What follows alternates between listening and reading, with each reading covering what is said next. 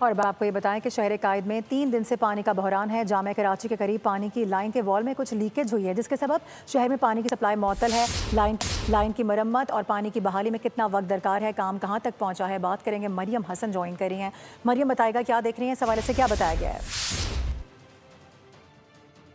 जिला वस्ती और जिला शर्की गुज़िश्ता 3 रोज से बदतरीन पानी के बहरान का शिकार है और इस पानी के बहरान की वजह कराची यूनिवर्सिटी के करीब एक पानी के वॉल्व में लीकेज जो है वो बताई जा रही है। और इस वक्त हम उसी मुकाम पर मौजूद हैं। कैमरामैन मोहम्मद यूसुफ अगर आपको मनाजिर दिखा सकें तो यहाँ पर इस वॉल की मुरम्मत का जो है वो आगाज़ जो है वो हो चुका है और इसकी तकमील भी तकरीबन जो है वो होने वाली है। इस वक्त वाटर बोर्ड के इंजीनियर मोहम्मद खालिद जो है वो हमारे हमरा मौजूद हैं। हम उनसे जानते हैं। मसला ये कि वॉल का काम तकरीबन कंप्लीट हो चुका है।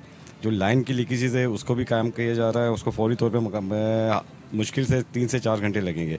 उसके बाद कराची की जो सप्लाई है उसको बहाल कर दिया जाएगा। डिस्ट्रिक्ट ईस्ट और डिस्ट्रिक्ट सेंट्रल के जो हाइड्रेंट्स हैं उनको भी जो है मुकम्मल तौर पर शट डाउन किया हुआ है और शहर कायद में इन 2 डिस्ट्रिक्ट्स में पानी के हवाले से जितने भी ऑपरेशंस हैं वो तमाम के तमाम सस्पेंड हैं।